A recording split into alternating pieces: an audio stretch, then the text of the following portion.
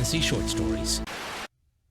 The Zolo Hound of the Newly Found World by Allison Thurman. So, it's a dog. Yannick wrapped his perfumed handkerchief tighter around his face to block the stench of the squalid Cadiz docks. "'Tis not just any dog, Signor Hamshirka." Captain Vaz gave him a toothless grin. "But why should I waste my coin on this particular cur, especially one as noisy as this?" For it had started barking as soon as he saw Yannick, and showed no signs of stopping. "Why shouldn't you?" Voss asked. "Unless, of course, you no longer carry Emperor Rudolph's coin." "Of course I do," Yannick said. "You just usually have better wares. You range from Africa to the New World in a year. Surely you found a new parrot or monkey or something? And did you enjoy the creatures I brought you last year?" The bird had screeched every single step on the road to Prague. And the sloth? God, he had to burn his second-best doublet in Genoa after that foul thing had clung to him for a month. "No," Yannick said. "But the Emperor did." Emperor Rudolph, so obsessed with the wonders of the natural world that he spent half his riches on populating that damn menagerie of his, evidently didn't enjoy the bird or sloth enough to praise Yannick face to face. He'd received the news from his master Count Frankenberg, the Emperor's representative in Spain. No.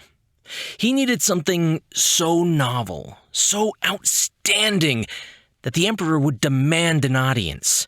Maybe even promote Yannick out of this messy business of birds and beasts to give him some of Frankenberg's lucrative silk and spice trade. No mere dog would get him all of that. "Just so, and your Emperor will adore this dog," Voss prattled on. "For behold, he has no fur and never has." "Oh, pish, you obviously shaved it." But had he? The little male dog, with no hair to cover its parts, this much was apparent, was indeed hairless, save a strip of bristles sprouting between its triangular, fox-like ears. But Yannick felt no stubble when he grabbed its scruff to pull it off its hosen. If anything, the dog's hide was smooth as leather, and of a dull gray color, not unlike that of the Emperor's elephant. "Fall is upon us," Yannick said, grinding his teeth. "How do you expect me to keep it warm?" "Oh, he fairly radiates heat, senor," Voss said. "The Indians use them to leech away fever, you see." Yannick nodded. Well, maybe that would appeal to the Emperor's obsession with his health. "Does he do anything useful besides the fever thing?" "He's a fair ratter," Voss said. "By my troth, I never saw a single pest during the whole voyage from Mexico." "That would take care of the feeding, at least. What do you call this hideous creature?" "Felipe." Yannick cocked an eyebrow. "You call him after the Spanish king." Voss shrugged. "I'm Dutch." Yannick smothered a snicker. I mean, what sort of dog is it? Do the Indians have a name for this breed? Voss scratched his beard. "I struggle to say it. Their word begins with Zolo, signor." The Zolo kept up its manic jumping around Yannick's feet, wagging and yapping more than the most irritating court lapdog. Yet, he was still quieter than the parrot. No greasy hound smell either, though nothing in God's creation could reek more than the sloth. And dogs, even naked ones, didn't spit as the wretched llama had. If nothing else, Felipe's exuberant friendliness might make him a good gift for one of the Emperor's mistresses. Yannick pried his purse out of his codpiece. 10 pesos, and not one meravati more. As it turned out, traveling with Felipe was a joy. Mind, he couldn't obey commands. While Yannick retched over the side of the ship, Felipe had escaped his cage, and no number of kicks or swats could drive him back in. But, just as Voss had promised, not a single rat plagued the voyage to Genoa. Between Felipe's efficiency and merry antics, he had charmed crew and travelers alike by the time they docked a fortnight later. Once on land, though, the dog was useless. Felipe couldn't keep up on foot, let alone with a rider on horseback. After less than a day, Yannick pulled Felipe onto his pommel to ride with him. He even wrapped the little naked animal in a horse blanket, though he did appear to suffer the cold well, even well into the Alps. But Felipe's sheer novelty opened doors. Women and children unaccountably cooed over his wrinkled toes and rat-like tail. Felipe lapped up the attention like a kitten with milk.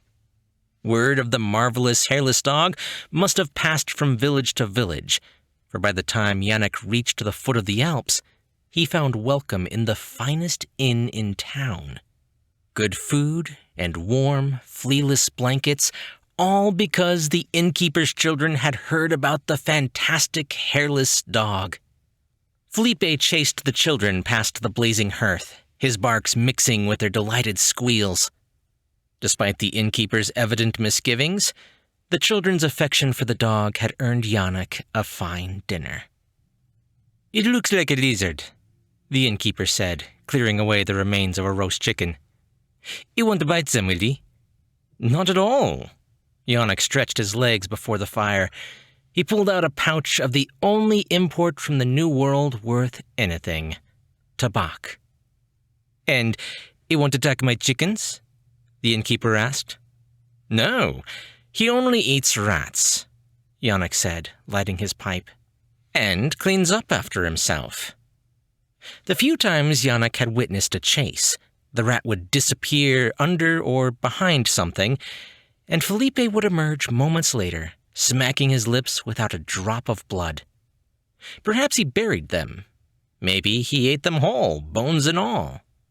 "Well, my inn has no rats, so he will starve," the innkeeper said. "Not at all. He eats so very seldom." So seldom that Yannick had saved enough money on scraps to afford a chicken dinner and more tobacco. Count Frankenberg would be thrilled. "But you say he is a dog, and dogs eat everything," the innkeeper said. "All dogs?" Yannick took a long draw on his pipe. "God saw fit to start another creation in the newly found world, and people there live not as we live, worship not as we worship, eat not what we eat. If this is true for the people, it must be so for their dogs as well." Or some such explanation, best left to fusty clerics with their noses in books. Who cared anyway? This Zolo Hound would so impress Rudolph that every man at court would want one. To the devil with Frankenberg's silks and spices! As the sole supplier of this efficient ratter, Yannick could retire within a year. Yes, a manor in the Bohemian countryside, with tapestries on his walls and pewter on his table. He'd already sent a message to Voss to fetch him a male and a female, so they would be in Cadiz by the time he returned in the spring. Well, that called for another bowl of tobacco. "Fear not for your flock, but keep them well, for that lizard will keep me passing through your inn for years to come." "I hope you're right," the innkeeper said, giving frolicking Felipe another wary look. "My fowl are the best in this duchy." Yannick waved him off and took another deep inhale. The tobacco warmed his lungs and stimulated his heart. And good thing, too. The next leg of his journey was through the thickest forest this side of the mountains. Usually he'd go around, but he wanted to get through the mountains before the snows came. If he departed the following day, he could use the light of the full moon to press through the night. These plans danced in his mind as he went to bed that night. Little Felipe, worn out from his exertions, followed him to his chambers and curled up at the foot of Yannick's bed. He should have kicked him to the floor to sleep where dogs belonged, but he'd been such a good boy all day that he decided to indulge him, just this once.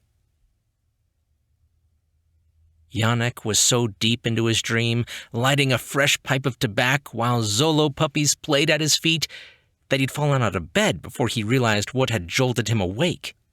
The pounding on his door was as loud as the hooves of a herd of Andalusian mares. He opened the door to find the innkeeper, very awake and red-faced. Your dog! He gripped his nightcap in his hand. Your ill-bred lizard dog! What of him? He's been with me all night, Yannick yawned. Felipe bounced around at his feet. For certain he is not. The innkeeper grabbed Yannick's sleeve and dragged him down the passage. Felipe followed, his rat-like tail whipping back and forth at what must appear to his canine mind as some delightful new chase. Yannick had wrestled out of his innkeeper's grip by the time they reached the back garden. What is the meaning of this? He said, rubbing the sleep out of his eyes. You could have at least let me dress. By my troth, if this is how you treat all of your guests... My chickens! The innkeeper cried. He shoved Yannick towards a structure at the end of the garden. Yannick cursed the innkeeper with every bare-footed step. The henhouse slumped like a drunken sailor, but the gate about it appeared sound. Not a chicken in sight, though plenty of scattered chicken shit and feed. Perhaps it was time he got a pair of spectacles, but after a moment, he could make out something that looked like feathers. Clumps of brown and white stuck to the ground under a layer of morning frost. Yannick plucked a wing off the ground. It was limp as dead grass.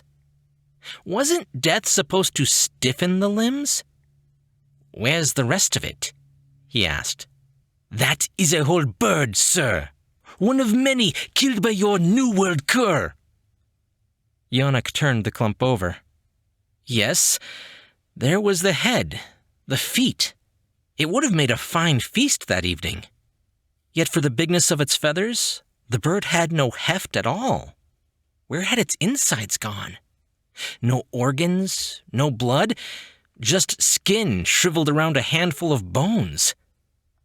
How is this my cur's doing? Yannick snapped. A dog tears chicken's limb from limb. This bird is desiccated. Indeed, it resembled one of the dried corpses the Emperor imported from Egypt. What else could have done it? Yannick shoved the corpse at the innkeeper. The chicken's head lolled to the side. The dead eyes sat in the sockets like raisins, as dried out as the rest of the bird. The innkeeper's eyes widened. He threw the bird to the ground. God save us! He cried, crossing himself. Forgive me, you are right. Your dog can't have done this. It is a Pijavika's doing. A Pija what? Yannick asked. The man-leech. The sinner's corpse that rises to drink the blood of the living. Don't be a fool, Yannick snapped. Your village is so tiny I could toss this bird out of town from here. You can see as well as I that you have no fresh graves. Well, something happened to my flock, shouted the innkeeper. If not a dog or a monster, then what? Yannick huddled against the cold dawn. Yes, something was amiss here. Felipe snuffed about the garden, taking the odd pause to piss or lick his balls. In no way was he the cause of this, but something drained the chickens. What could obliterate its viscera so completely, yet leave the skin and bones too dry to rot? Oh, God! Yannick scrambled away from the henhouse, smothering his face in his shirt. This is no animal, but some miasma. A plague? The innkeeper asked. Are you sure? Good Lord, yes. It doesn't take a physic to see it. Felipe, get out of there. Yannick grabbed the dog. God's wounds, and to think you fed me that. Get yourself a good apothecary and burn the bodies. To the devil with this cursed little burg. Best to wash his hands, light a pipe of tobacco, and be on his way before he caught this wasting sickness. Yannick raced back to the inn, clutching Felipe, who wagged his tail giddily all the way. A stiff breeze snatched away the last puff of Yannick's pipe. "I should have gone around," he muttered to himself. It took 2 days and stands of fur so dense he could scarcely see the sky to admit he couldn't traverse the forest. Even his mount, a seasoned post horse called Capitano, struggled to find a place to put one hoof after the other. For these past hours, he led Capitano on foot, leaving Felipe in the saddlebag so he'd not lose him in the underbrush. All the while, Yannick prayed his bread and tobacco would last. Neither had. Shivering, he tied Capitano to a tree, wedged himself between a pair of twisted trunks, and tried to stay his growling stomach. Darkness, even more darkness, fell as the sun set. He lit his lantern and considered his options. Turning around would land him in the snows he'd tried to avoid, but at least he'd encounter a mountain inn or two. But he'd have to explain both the expense and his delay to Count Frankenberg. But on foot, he'd starve before he reached the other side. Capitano paced in his harness, nostrils flaring. Felipe leaned out of his saddlebag with ears perked, sniffing the air. "Something smells good," Yannick whispered. He grabbed Felipe and wrapped his cloak tight around both of them. God, let it be a deer. Not that he stood a chance of catching it with only a lapdog and a dagger, but if the trees slowed them down, perhaps prey struggled too. Snowflakes flickered in the lantern light, blotting out the few snatches of sky visible through the canopy above. Damn it all. Now he'd have to keep moving or freeze, for the snow would smother a campfire. Capitano lurched against his harness, his panicked whinnying echoing off the trees. No common deer would make a horse react so, especially a beast as sensible as Capitano. Yannick's mind raced. What predators stalked this forest? What was big enough, strong enough to frighten a full-grown horse? He struggled with his scabbard, freeing the dagger, but dropping Felipe in the process. With a yelp, Felipe shot into the forest. "Damn it, Felipe! Get back here!" As if Yannick could protect him against whatever was out there. He held the lantern aloft, straining to see something, anything. A rising howl drowned out his hammering heart.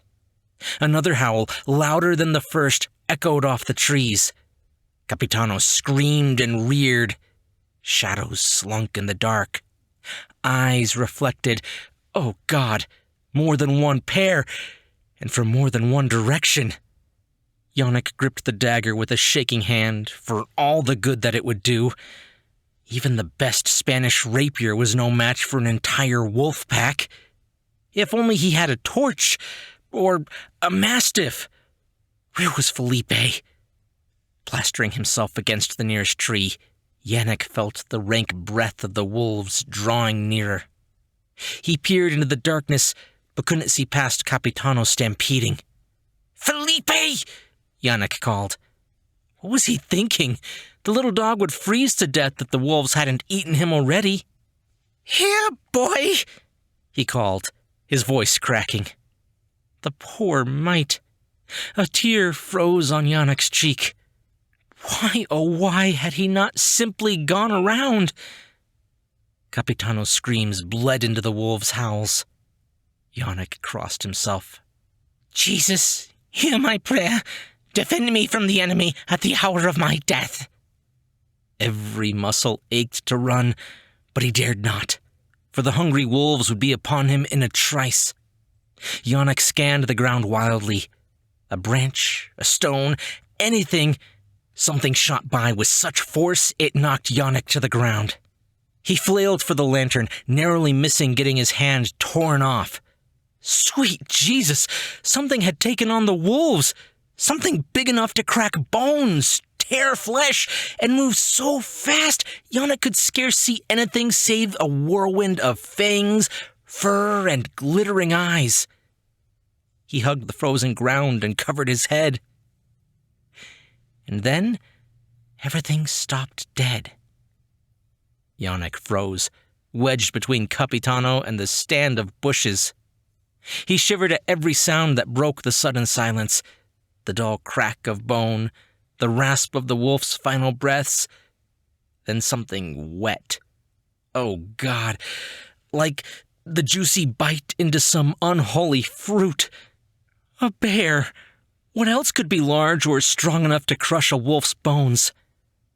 Silently as he could, Yannick loosed Capitano's bonds. The poor beast deserved at least a chance to run. The underbrush snapped under Yannick's feet like arquebus shots. 2 red pinpoints glimmered out of the darkness. Yannick's throat went dry. Those eyes didn't belong to the wolf. No, the wolf's eyes stared dull and dead in the dim light, its tongue lolling from its mouth. The legs twitched a horrible dance, still alive or in its final throes. No, the horrid red eyes belonged to something else. Something not a bear. Bears weren't armored. Plates layered this beast's back, like those of the western scaly lizard Voss had procured for Yannick the year before. But those lizards weren't this huge, nor did they have vicious spikes along their spines or jaws strong enough to crush a wolf's throat like dried kindling. And sweet Jesus, that sickening, sucking sound. The wolf diminished, its pelt shrinking to cling to the bones. The wolf's limbs, no longer twitching, withered to twigs. Even its muzzle receded, and the eyes dulled and shriveled to raisins in its skull, just like the innkeeper's chickens. Jesus, oh, hear my prayer! Yannick crossed himself. God save him, the innkeeper had been right. A pajivaka, a blood drinker. But it couldn't be. How did it get here? Had it followed him? Why had it waited to attack? And why did this armored leech not look more like a man? No matter. Yannick had to move now. He pried himself away from Capitano and gripped his dagger. Where to go? Where to go? This animal shot out of nowhere to bowl over a wolf.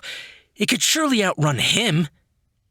Yannick chanced to step back, and another, and another, and a yip came out of the darkness.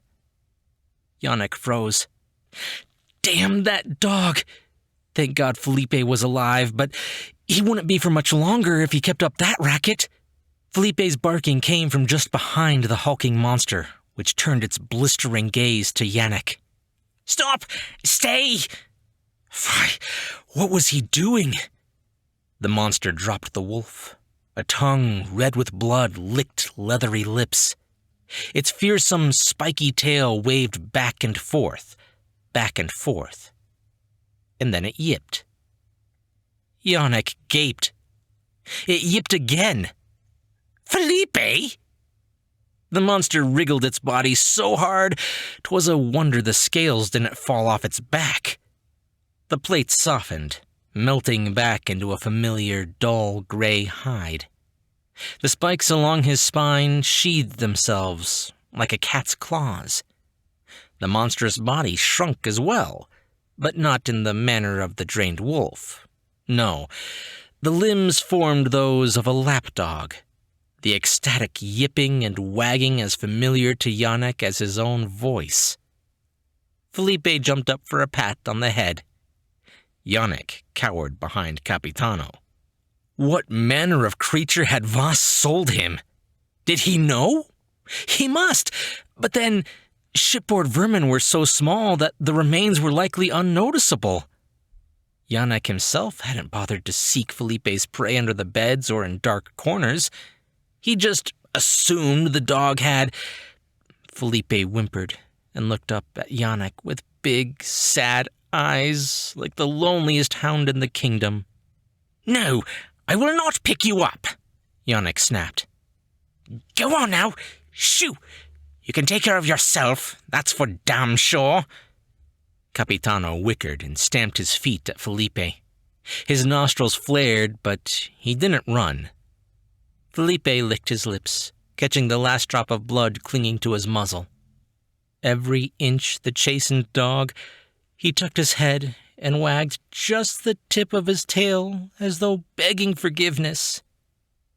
Yannick's hand tightened on his dagger. He should go ahead and kill whatever Felipe was while he was in this helpless form. He'd save villagers from Genoa to Prague the loss of life and livelihood that would inevitably fall in Felipe's rapacious wake. Though, the dog had slept at his feet for weeks now, without even a stray nip. Felipe shook the snow off himself and tiptoed over to the wolf. Grabbing the great paw in his mouth, he dragged it, or what was left of it, as though it were no heavier than a light blanket. He dropped it at Yannick's feet and wagged his tail.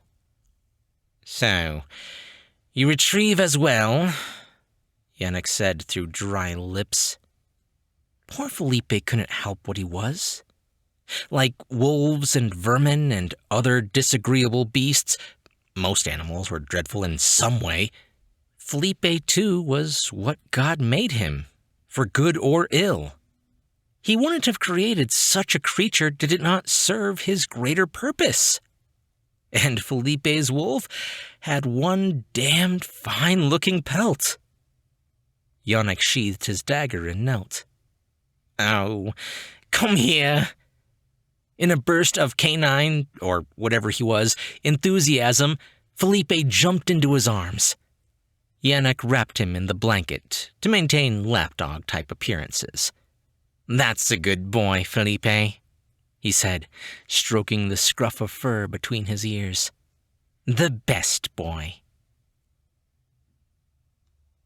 Spring had bloomed by the time Yannick reached Prague. After the events in the forest, he turned back and spent the season in Genoa. The Alps were impassable in winter, so why shouldn't he enjoy the season in the Mediterranean? Besides, he'd been that much closer to Cadiz to pick up his latest shipment from Vaz. He strained not to slip on the damp cobblestones of the path up to Castle Hill. Dawn had barely blushed, but already activity teemed inside the castle gates. Courtiers in lush velvets darting from building to building, workmen hauling and unpacking all manner of goods through the courtyard. None of them turned to watch Yannick peering at them through the gate, struggling with his basket and straining to keep Felipe from jumping through the bars. Well, let them enjoy the Emperor's circle. He'd join them soon enough. He hoisted the basket in his arms and headed towards the Lion Court. The rank odor of the big cat struck Yannick before he even got near it. The Lion Court appeared at first glance to be just another of the Emperor's many Castle Hill improvements, until one noticed the high wall and the viewing gallery atop it. Felipe's ears perked, and he strained on his lead. Yannick pulled him back. The Emperor would wring his neck if Felipe harmed so much as a hair on one of his favorite pets. Yannick had grown rather attached to Felipe's scrawny little neck, even when he erupted in fits of barking and jumping. The source of Felipe's excitement lumbered into view. Mohammed, the Emperor's favorite lion, slunk towards them silently as a ghost on paws as big as dinner plates. His bushy mane framed muscular jaws and sharp amber eyes. Mohammed ignored Felipe, obeying the elegant figure seated upon his back. Bejeweled hands buried in his mane, she was as golden as the lion she sat upon, coils of braids wrapped about her head like a crown. Yannick swept off his hat and dropped a bow. "Mistress Palmanova," he said. "Master Hemserka, well met."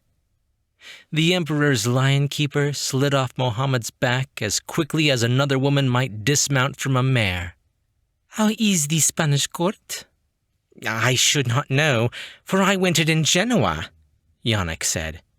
I'm sure it is not half so welcoming as you. Yannick cringed at his own feeble flirtation. Laurentiana Palamanova was too dear for such foolish banter.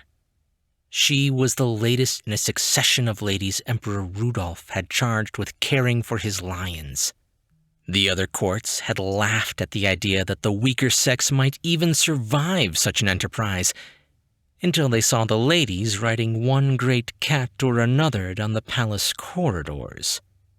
Mistress Palamanova's lions were indeed the tamest in Europe.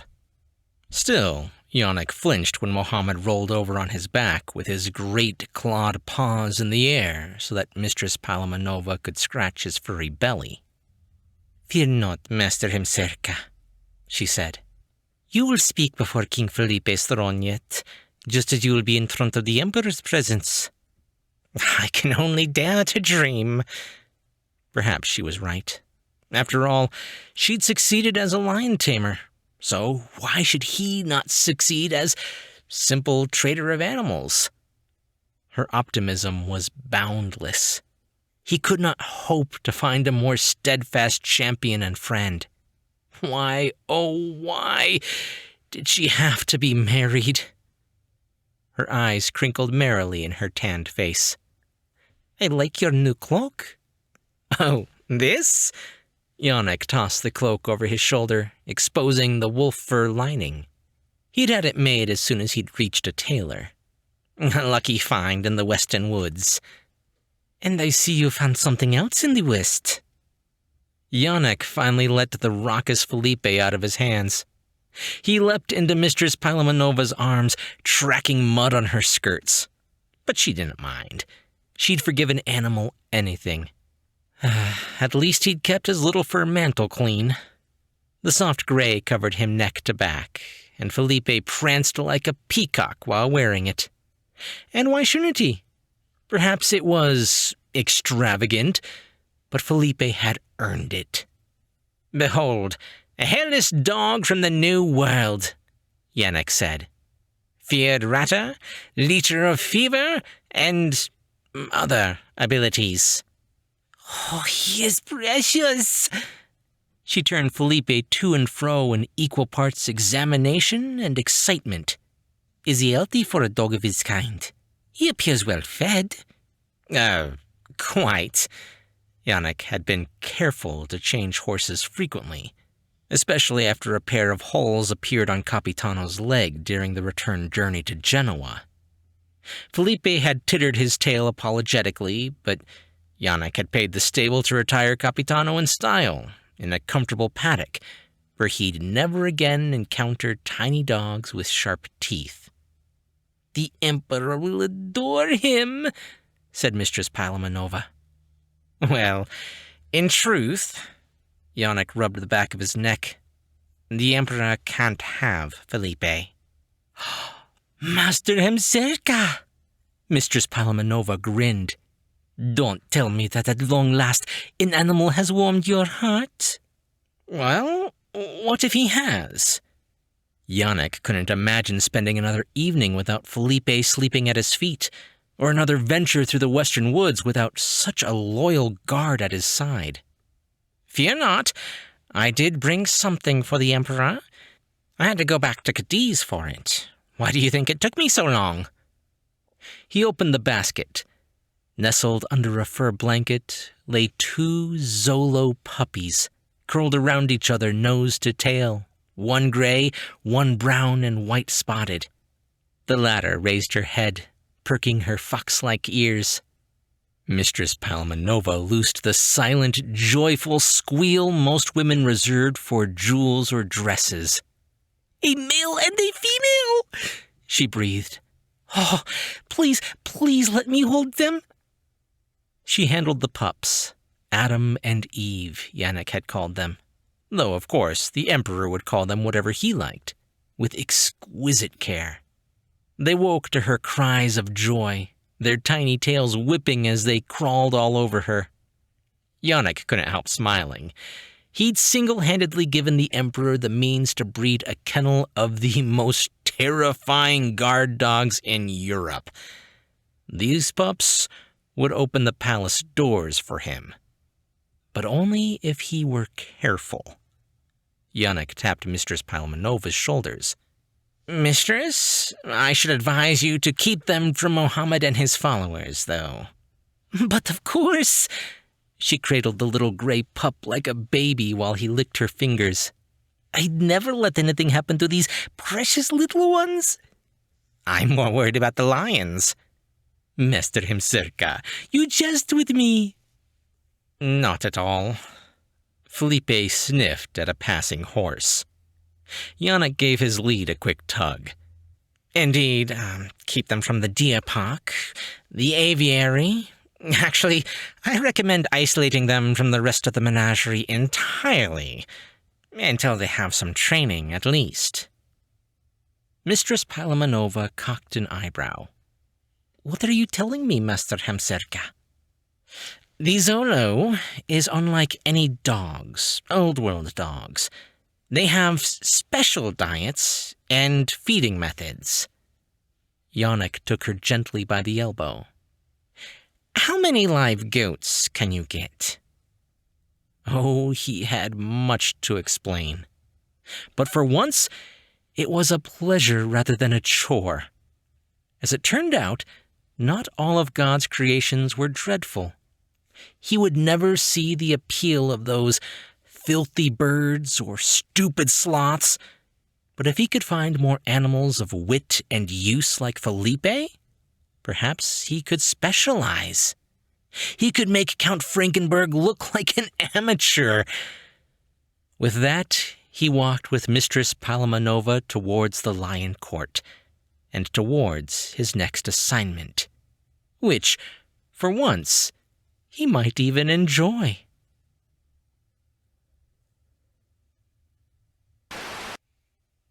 Allison Thurman was raised on a diet of Monty Python, Star Wars, and In Search Of, and these have all influenced her fiction about unexplained historical events. She's currently working on her first novel about the Elizabethan alchemist Edward Kelley. She lives in a galaxy far, far away, well, the DC metro area, with too many books and not enough swords. You can find links to her website, Twitter, and Facebook author page down in the description. Hey guys, I want to thank Allison Thurman for such a delightful story, and I want to apologize to anyone from any of the countries whose accents I just butchered. Apparently my accent work has been slipping in the last few months. But seriously, this story was just so much fun to record. And as a pet person myself, I can totally understand getting attached to Felipe. If you guys did like this story, be sure to leave a thumbs up and a comment if you're on YouTube, or if you're listening to the podcast, just be sure to subscribe for brand new short stories. I'm Chris Herron, and that's it for today's Tall Tale TV.